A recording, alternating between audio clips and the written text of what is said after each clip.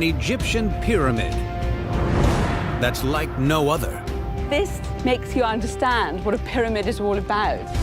Surrounded by a strange trench, this is the only pyramid ever built to look like it floats on water. Wow, that is amazing. Now our cameras have exclusive access to venture inside this bizarre megastructure for the very first time, exploring tunnels hidden deep below ground. We follow investigators using pioneering drone scanning technology and forensic analysis. Wow! Final failure.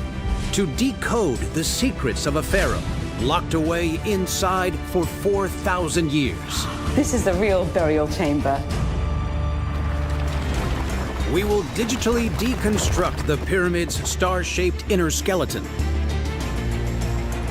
reveal its hidden tunnels, unearth its unique, astonishing engineering secrets, and uncover long-lost treasures to solve the mystery of the strangest pyramid of all.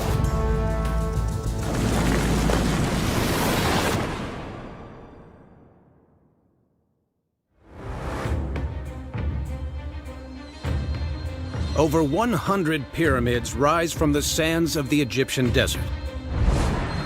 All are huge tombs for the pharaohs who once ruled this ancient kingdom. The Great Pyramid of Giza is the most famous. One of the 7 wonders of the ancient world. But 50 miles south, there's a more recent and much stranger monument. The Pyramid of Lahun, dating from Egypt's Middle Kingdom, an era consumed by war. This is a tomb like no other. Oh, wow. This makes you understand what a pyramid is all about. It dominates the landscape. There's nothing else 4 kilometers around. But here it stands in its full grandeur. This is the brainchild of a pharaoh called Senusret II. Built around 1870 BC, it's a mighty monument clad in gleaming limestone that rises 160 feet above the desert. At the top, a black granite capstone makes a connection to the heavens. Next to it, a smaller pyramid for the pharaoh's queen, and 8 stone mastaba memorials, all enclosed by a huge mud brick wall. Senusret's grand funerary complex is said to be surrounded by water, seemingly floating in the desert.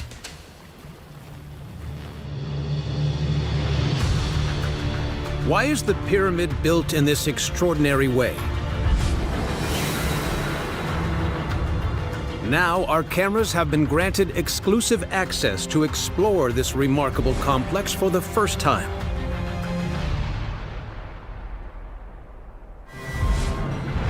Salima Ikram has been investigating the mysteries of ancient Egypt for over 30 years.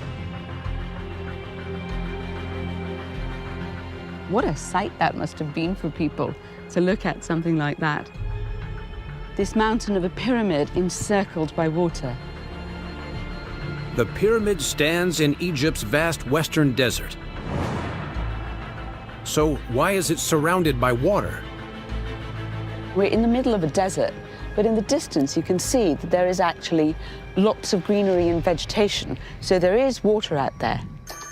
This is a fertile area of the desert, known as the Faiyum Oasis. So the fact that there's a lush oasis here means that there is a constant supply of water. Salima wants to find out if this explains the water that once encircles the monument. Oh my God. She uses a high-resolution drone to survey the landscape from above. Oh, wow. You can see that this vegetation stretches for miles and miles. It's amazing. And beyond that, there's this channel of water. And then there's the Nile. The pyramid is built about 10 miles from the River Nile. In ancient times, the annual Nile floods inundate the barren land with life-giving water and minerals. A huge canal, constructed by an earlier pharaoh, also channels water from the mighty river to the Faiyum. This large water channel that connects to the Nile is one of the main sources of water for this whole area near the pyramids. Salima thinks the Nile and the canal are not the only sources of water. The weather in ancient times is also very different from today.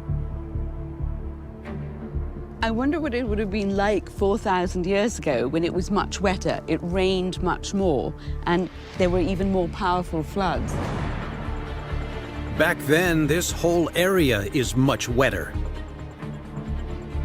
The amount of water here makes it a bit curious that someone should choose this site to build a pyramid. Senusret II could have been buried with his father several miles to the north of here, but he actively came and sought out and chose this place, so he must have had a very good reason to do that. Salima thinks a reason may be found nearby, in a centuries-old dam. What's really interesting is if you go all the way down, this dam is built on the foundation of Senusret II's dam.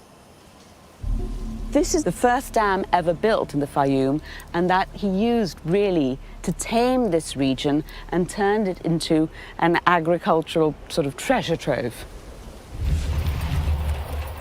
The pharaohs before Senusret dig out a waterway from the Nile to the Faiyum, creating a massive lake and oasis.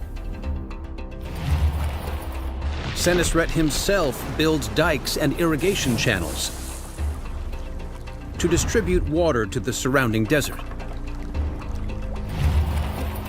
Drawing water from the oasis, Senusret creates 17,000 acres of new farmland near Lahun. And he builds his pyramid right next to it to commemorate his achievement and life's work.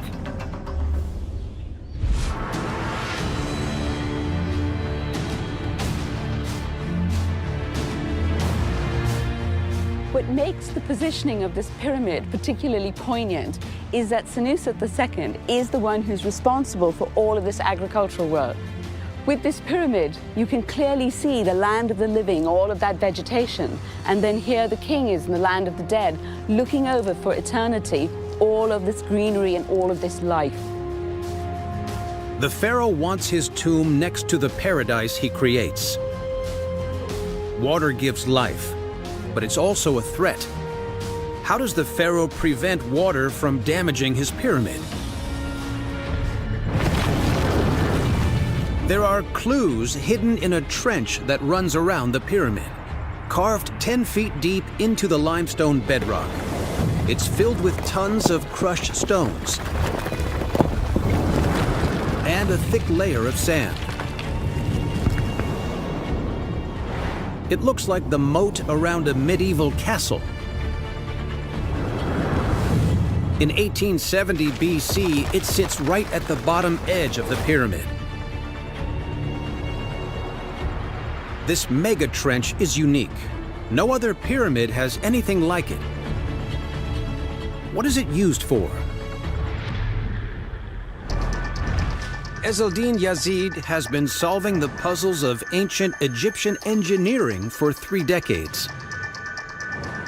We are trying to simulate what will happen when the pyramid receives water from rain. Ez uses a hydrology simulator to measure the amount of water the trench absorbs.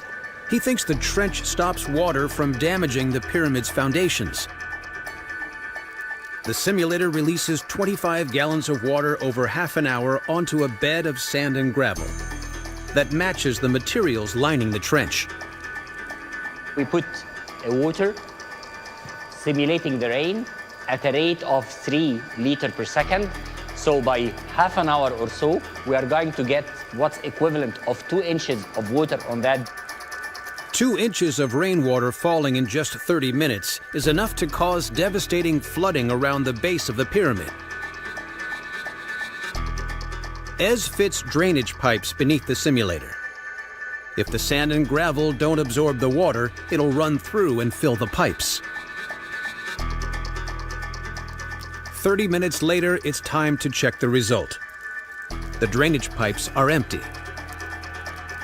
The sand and gravel absorb the water. We can find that it's really wet here, but if we dig into the sand here, we'll find it quite dry.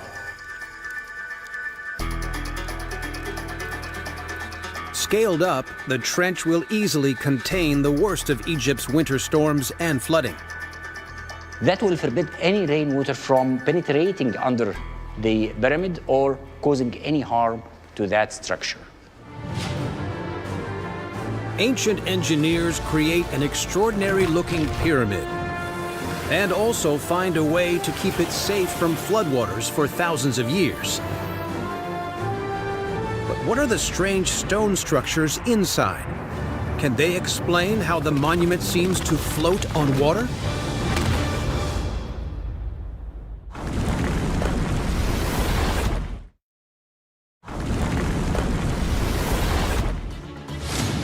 The Pyramid of Lahun, an extraordinary ancient megastructure from Egypt's mysterious Middle Kingdom that appears to float on water. Pharaoh Senusret II builds his tomb in an area of Egypt called the Faiyum Oasis, complete with 500 square miles of waterways, lush palm trees, and agricultural pastures. It's like new land is being conquered and opened up by the great king. How does the pharaoh construct this huge structure on such wet, marshy ground? Salima Ikram investigates. Before this pyramid is erected around 1870 BC, all Egyptian monuments are built from limestone, including the most famous of all, the Great Pyramid of Giza. Its foundations sit on solid bedrock. But its Lahun cousin is very different. Salima thinks that traditional building techniques inspire the pharaoh to create a new kind of lightweight structure. Mud brick is one of the basic building materials in ancient Egypt, but they tended to use these in houses rather than in their tombs. Workers blend mud, straw, and sand to make mud bricks.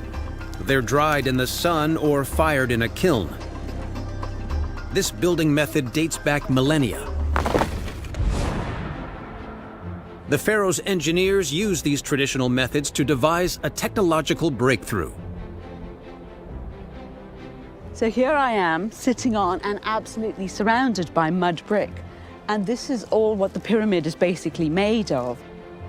Senusret's pyramid is the first to be built from mud brick.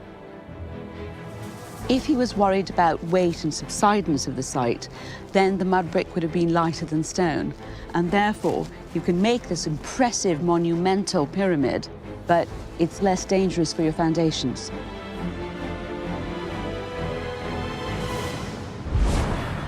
Using mud brick, it's now possible to build on the marshy Faiyum oasis. But that's not the only challenge the pharaoh must overcome.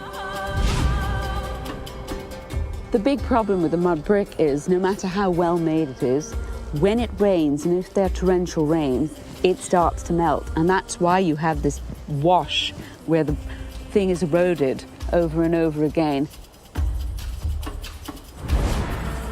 Can clues found inside the monument shed light on how the pharaoh solves this problem? Blowing away the mud bricks reveals a structure hidden inside. A star-shaped set of limestone walls radiate out from the center. In the time of Senusret, this limestone backbone stretches all the way through the pyramid. The skeleton is designed to hold the mudbricks in place during construction and make sure the shape of the pyramid is perfect. But how does the pharaoh protect the mudbricks from the elements when the building is finished? Salima believes fragments of limestone found here offer clues.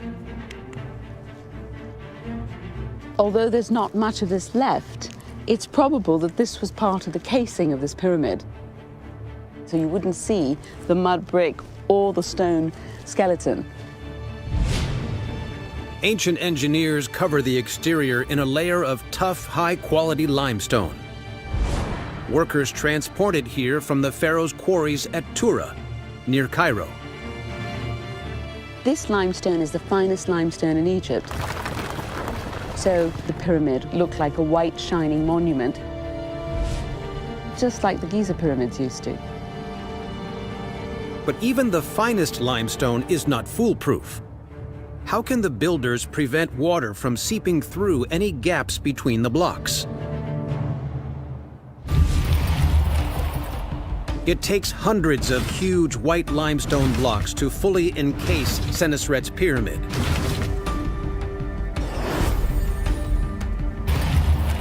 Butterfly connectors inscribed with the king's name hold the blocks tightly together. A socket cut into the bedrock locks in the bottom row of blocks and provides a solid foundation for the cladding. When it rains, the water runs off the slick limestone skin into the trench, keeping the mudbrick interior dry. This marvel of ancient engineering can withstand water, allowing the pharaoh to build an oasis. But the greatest challenge that faces all pharaohs is how to prevent their tombs from being raided. What ingenious technology does the pyramid conceal to safeguard the pharaoh's body for eternity?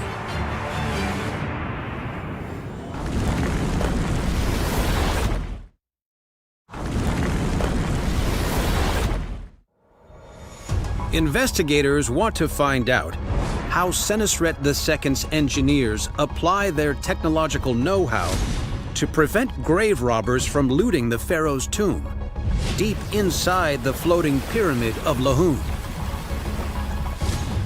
This is a really puzzling pyramid. Archaeologists unearth a chapel on the monument's north side,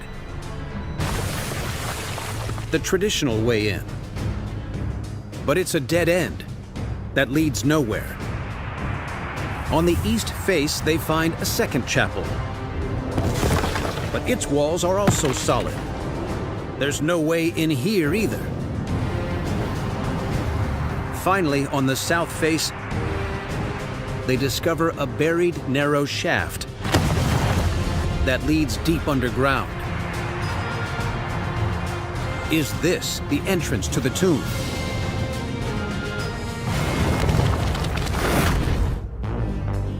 Salima Ikram examines the southern end of the pyramid, where investigators discover the strange shaft. Now that is more like it. Here's a shaft right near the pyramid, and this is more likely to be the entrance, even if it is the south face of the pyramid. She measures the shaft to see if it's a possible way in. It's really hard to tell how deep this is, so we're using a very traditional way of finding out. There's rope that's knotted at every meter, and there's a weight at the bottom. And it just keeps on going. Still a bit more. No, I think that's it. The shaft is 50 feet deep. It's also extremely narrow. It's possible that it was something that the workers who were building the subterranean structure did, because there really is no way you can get a king's sarcophagus down something this narrow. So obviously this is not the official entryway. There must be another entry. Investigators unearth the entrance beneath the tomb of one of the royal children. Salima has rare access to explore this labyrinth of underground tunnels. They've only recently been excavated by archaeologists. Wow, this is amazing. It's the very first time that cameras have been allowed inside this astonishing megastructure.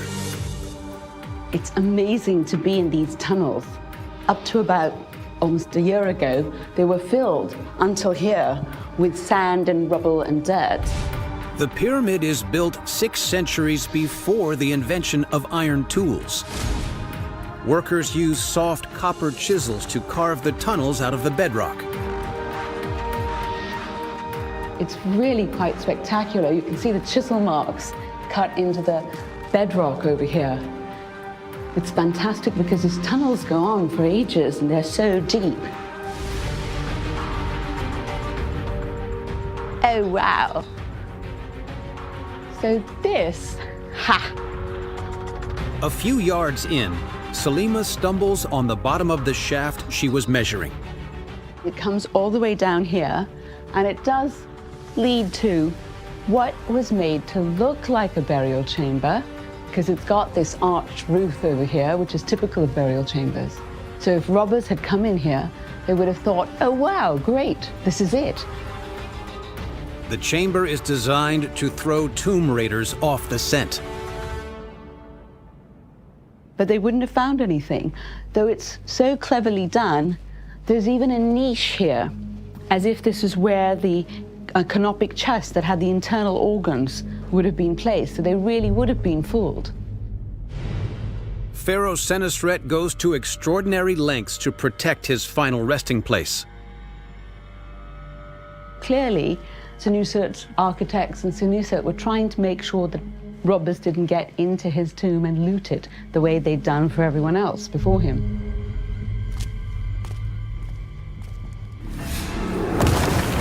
This decoy chamber lies at the edge of the pyramid. But beyond it, there's a hidden passage that leads to a second chamber, with shafts that stretch deep below ground.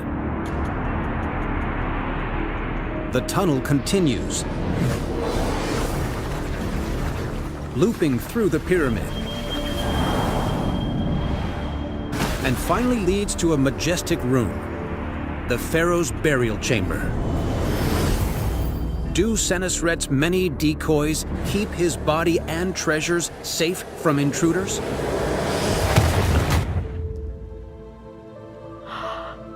It's the burial chamber, and this is the real burial chamber. It's got a vaulted roof, and it is, though, made out of pink granite, brought from Aswan all the way from the south. This is fabulous. Here you've got the true burial chamber with the sarcophagus still here. And it's been polished. You can see this wonderful sheen on it. But the body of the pharaoh is no longer here. So what happens to it? A clue comes from a priceless object that belongs to the pharaoh. When archaeologists unearth Senusret's tomb, they find it looted. But in a corner, buried in sand, they discover one treasure the robbers leave behind: a solid gold figure of an Egyptian cobra. It's a uraeus, a precious ornament that identifies the wearer as the pharaoh.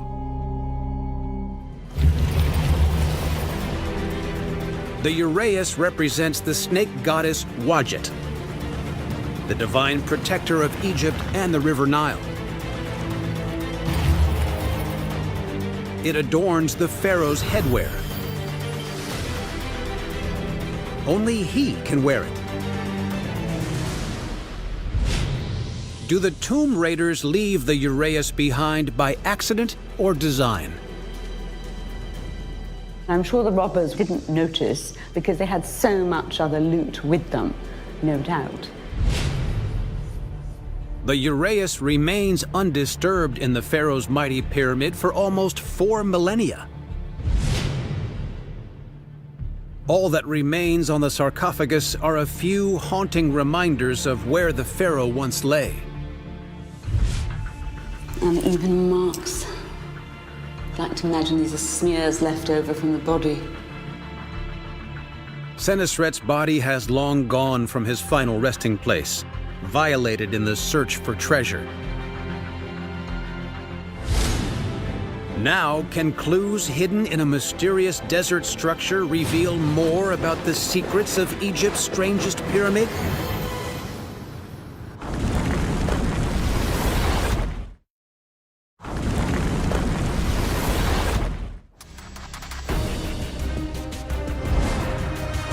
"4,000 years ago, Pharaoh Senesret II builds his pyramid in the Faiyum oasis.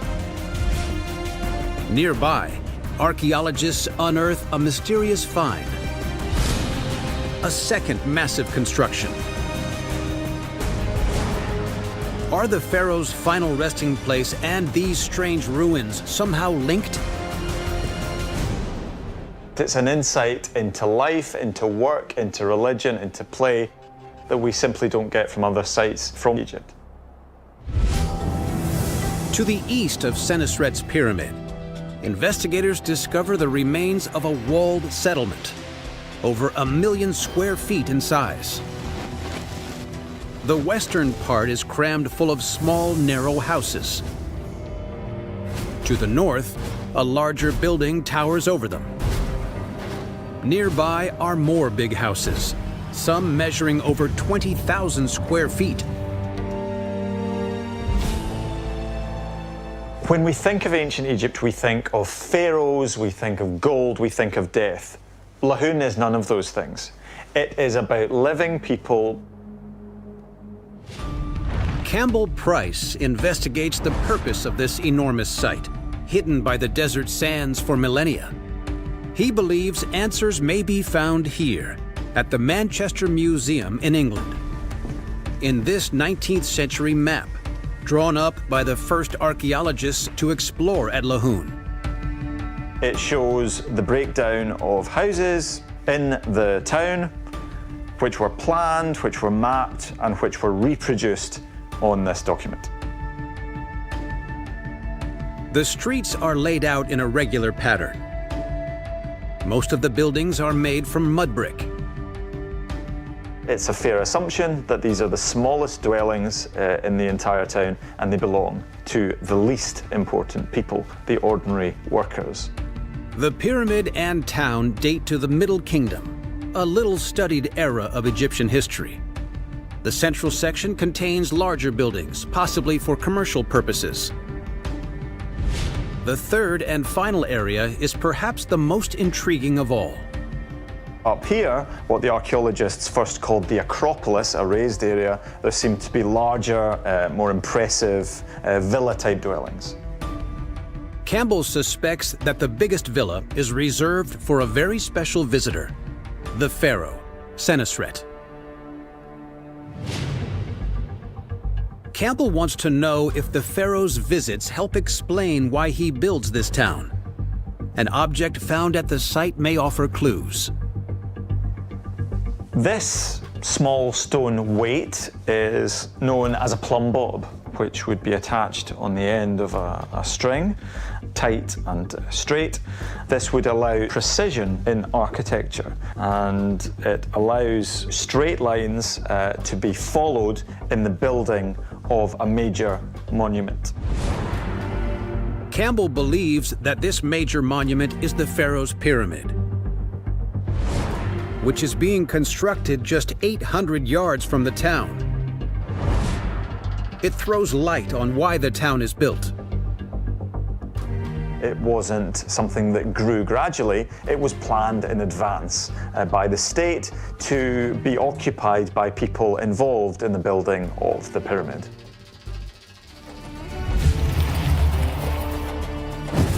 The town is called Hathetep Senesret, or King Senesret is at peace. the pharaoh fills it with workers and engineers and gives them the latest tools to complete his grand project. But the discovery of a strange statue leads investigators to wonder if this is more than just a place for the pharaoh's builders to live. It's made of limestone, and it depicts a very distinctive divine entity. She is one part hippo, one part lion, one part crocodile. The statue is of a goddess called Tauret. She's associated with fertility and childbirth. She comes from a village, probably from a house, so she's probably not set up in a temple. She comes from a domestic setting. Campbell believes that the houses on the map provide clues to help explain the mysterious statue. I think when we look at these houses, they don't indicate the dwellings of slaves. So these are simply the houses of the less well-off members of the free community. Pyramid builders are paid workmen, and they bring their wives and children with them too.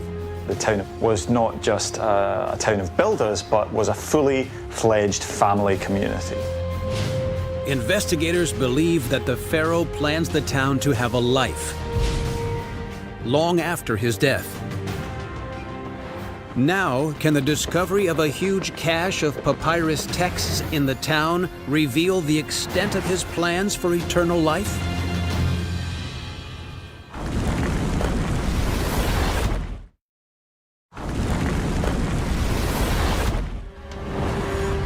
The Pyramid of Lahun. Built 4,000 years ago during Egypt's Middle Kingdom. Now investigators want to know if a remarkable discovery in the nearby town can shed light on the pharaoh's plans for immortality. Buried among the ruins of the town, archaeologists unearth a treasure trove of papyrus scrolls. It's one of the largest collections of ancient texts ever found. What can they reveal of the pharaoh's plans for eternal life? Glenn Goddenhoe has been deciphering the Lahun papyri for a decade. We haven't just got one or two fragments of these Lahun papyri, we've got hundreds of them. They're more like letters or emails that we might send to each other. The unofficial stuff, we've got communications between people, maybe over business, maybe private matters, and they comment on absolutely everything you can imagine. The letters are written onto papyrus using a reed pen. They're not written in hieroglyphs. Instead, what we use is a cursive, handwritten form of hieroglyphs. And this is called hieratic. It's the way people would communicate with each other. Glenn believes the papyri offer clues to Senesret's long-term plans.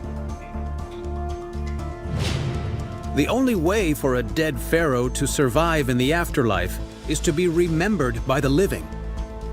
You can't survive in the afterlife just by slowly decaying in a hole in the ground. One of the ancient texts found in the town throws light on why it's built. A document like this reminds us what Lahun was set up to do.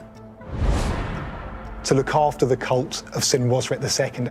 And they're continuing to do that even after he's dead.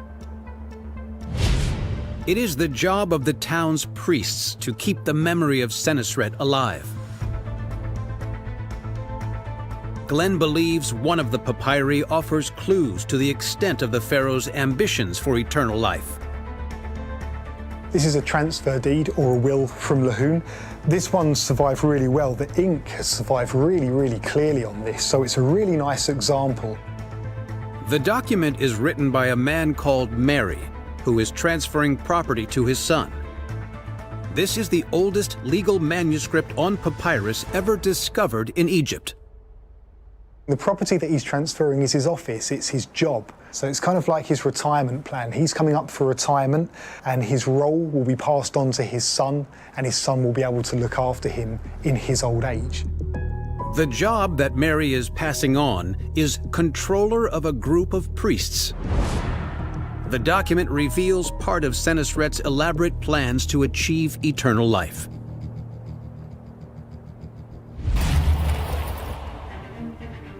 To make sure his soul lives on after his death, Senusret builds a temple in the town. This is where the priests come to worship the pharaoh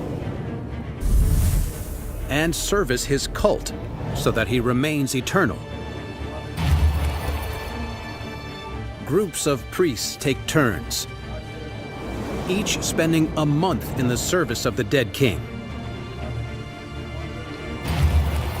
They hold festivals with dancers and music, keeping the pharaoh's memory alive, ensuring he lives in the afterlife. But Glenn believes that's not how it works out. After a certain amount of time, things move on, memory starts to wane, new pharaohs have come into place and died and are being buried. And so it's quite natural that after a period of time, a pharaoh's cult will stop being serviced. The cult of Senusret slips into oblivion. After about 100 years, Lahun is abandoned and these documents stop referencing Senusret II. So it looks like that's the point at which his memory is starting to fade. Can the end of the pharaoh's cult also explain why his pyramid lies in ruins?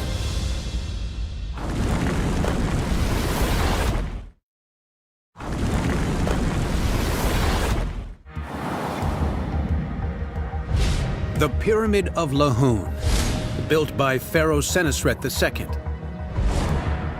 A megastructure like no other in ancient Egypt.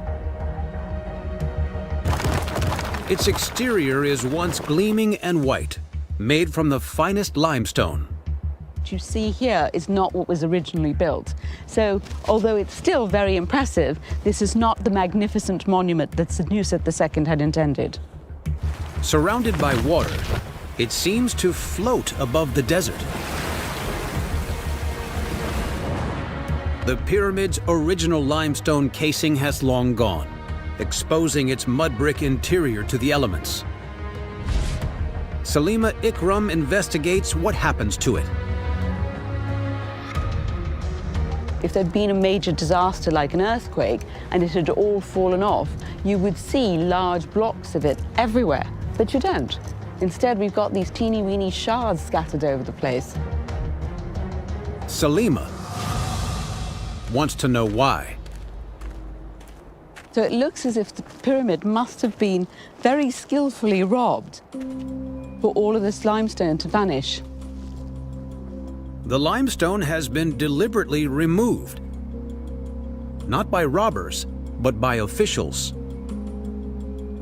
It was really taken away deliberately, that skilled workmen systematically stripped this pyramid of its limestone and carted it off somewhere to use it for something else. Who orders such an act of vandalism? For answers, Salima examines accounts of the first explorers.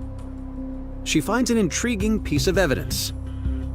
A cartouche, an oval-shaped hieroglyph that contains the name of a pharaoh. In this account, over 100 years old, it says that the cartouche of Ramses II was found scrawled across the surface of a joint. Ramses II, one of the greatest pharaohs in Egyptian history.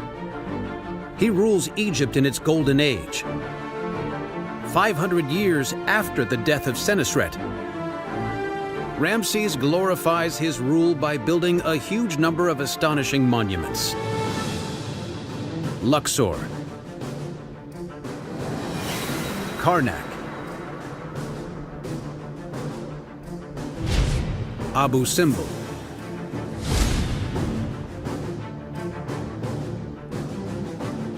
but for these, he needs a lot of stone.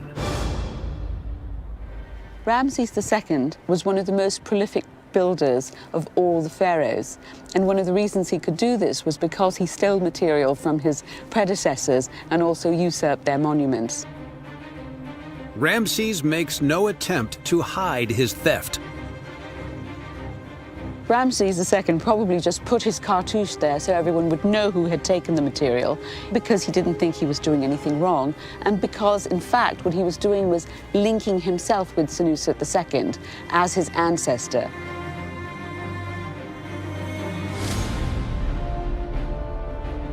And yet the legacy of Senusret does live on.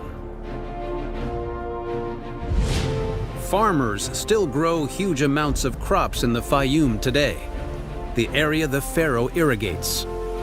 His reign was marked by wonderful innovations that really turned Egypt into an even more agriculturally rich area.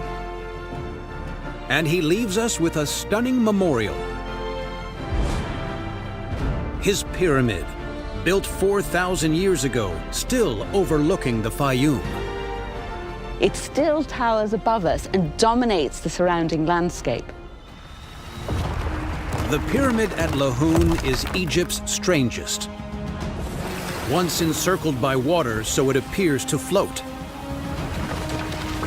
And deep inside, a maze of tunnels and decoys to deter tomb robbers. This ancient engineering marvel of mudbrick and gleaming white limestone is an everlasting memorial to Pharaoh Senusret II.